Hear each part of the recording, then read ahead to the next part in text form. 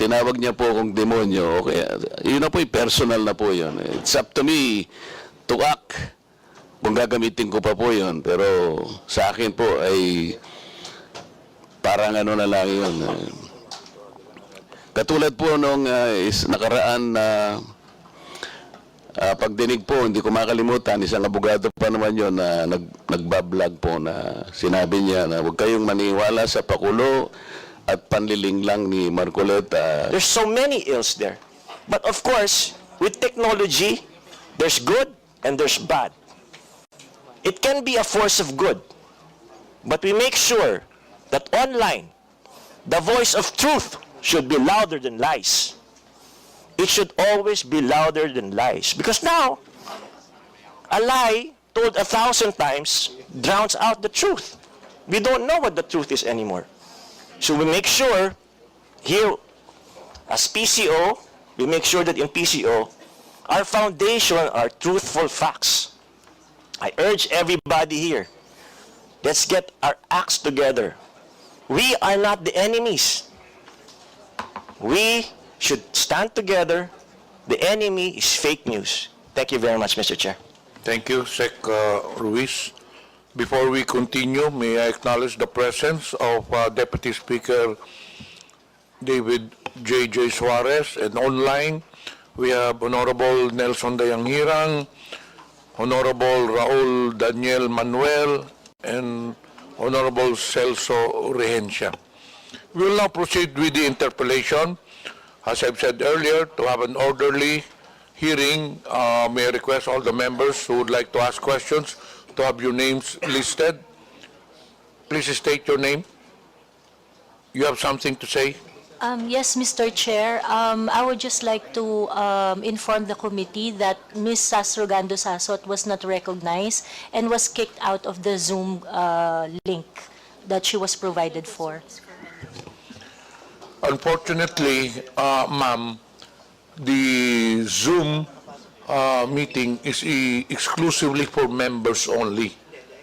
Hindi po para sa hearing yon. The Zoom meeting is for members and the committee secretariat staff lang po. So if she's here in Manila, then she can attend the hearing. Abutin pa naman to ng mga another 3 to 4 hours. We have already 9 members who will be interpellating. We cannot, we would like to apologize because we cannot really accept that. It's exclusive for members and committee secretariat only. Mr. Chair, she was provided a Zoom link. A staff a while ago provided a Zoom link. According to the COMSEC, we did not provide anyone, any resource person, a Zoom link. So most probably it was leaked by a staff or a member. We don't know where the source came from. But again, unfortunately, sad to say, we cannot accept her because I reiterate what my previous statement, that it is exclusive for members of Congress only, or rather of this committee and committee secretariat. Okay? So please take note.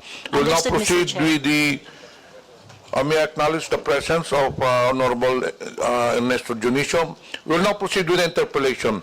First on the list, Representative Dante Marcoleta. You have the floor. Maraming salamat po, Mr. Chair.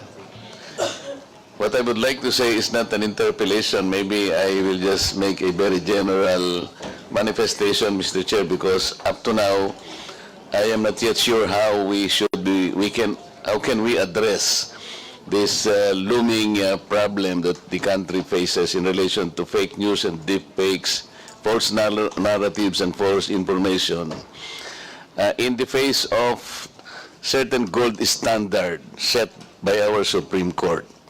This gold standard, Mr. Chair, came in the form of decisions. May I just cite at least 4 of them, Mr. Chair, for our sake. This concerns the conduct of public men, people in government, and how criticisms can be hurled against them and how should they respond to these criticisms.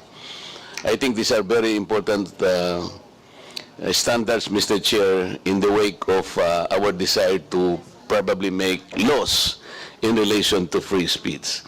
The first one, Mr. Chair, is the case of Yabut versus Office of the Ombudsman, 303 Philippines 319.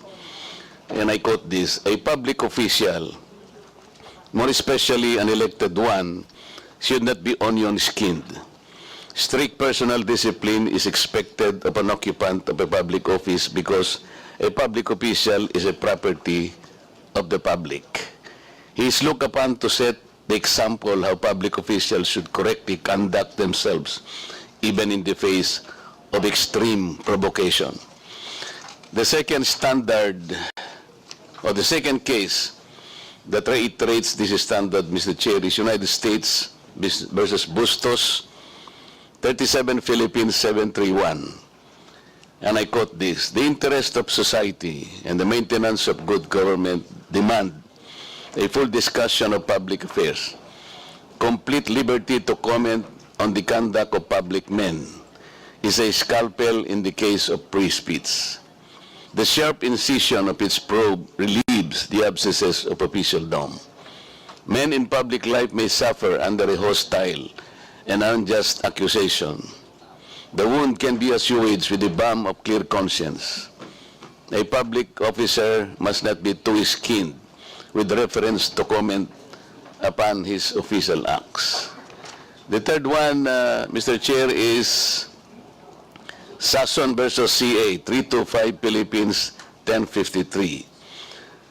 On this point, the rule is that defamatory remarks and comments on the conduct of acts of public officers which are related to the discharge of their official duties will not constitute libel if the defendant proves the truth of the imputation.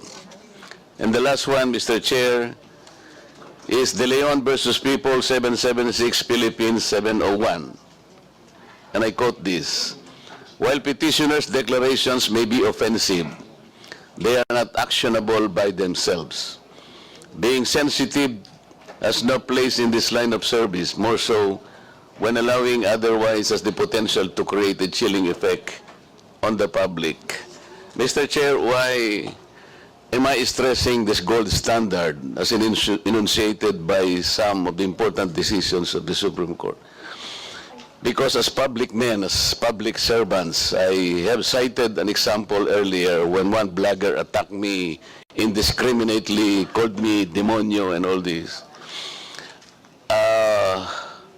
My defense to that, Mr. Chair, is not probably to ask him in public to explain or even ask for an apology or he be restrained by this committee, but I will just stand upright, as upright as I can and clean as I am, because people would judge me for what I am and for what this person could do against me. Yun lang po ang nakikita kong parang armas natin. Kapag nakikita nila tayo as transparent as we can to these people, people can easily distinguish na wala yan, sinungaling yan. Like, yun lang ang gusto kong maging karanasan ng tao, kahit na siguro hindi ko na siya demanda o pagalitan o gumawa ng action against him. It is enough that people would not listen to him anymore, that he will be rendered useless, and people would just judge him as, you know, as a liar, somebody who peddles something that cannot be accepted by people. To me, that is already a consolation, Mr. Chair.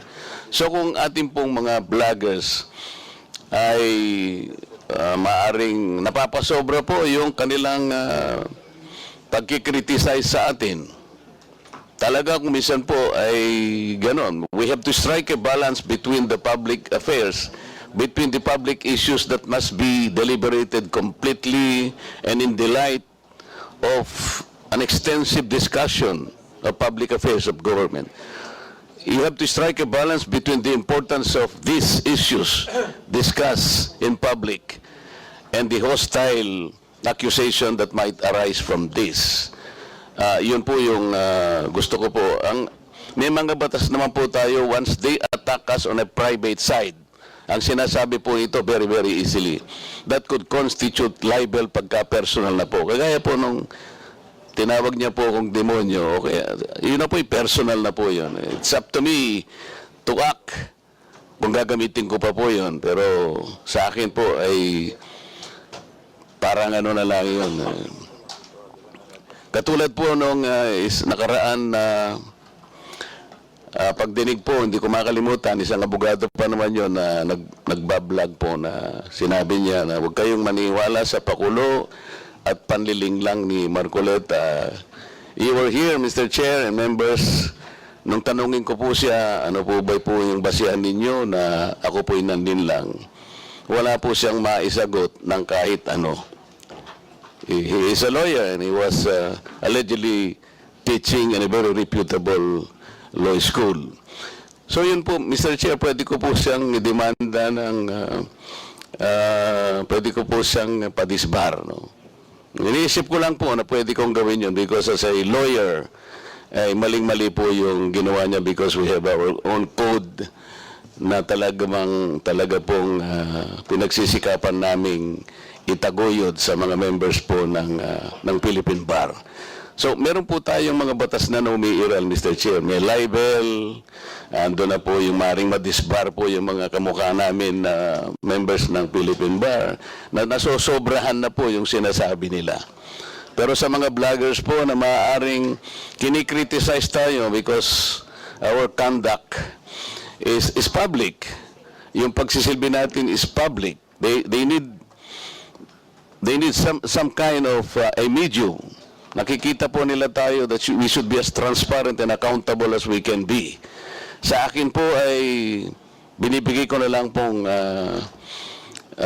isang karapatan para sa kanila. Wag lang po sana yung sumobra po na maging personal na po ang mga pangyayari.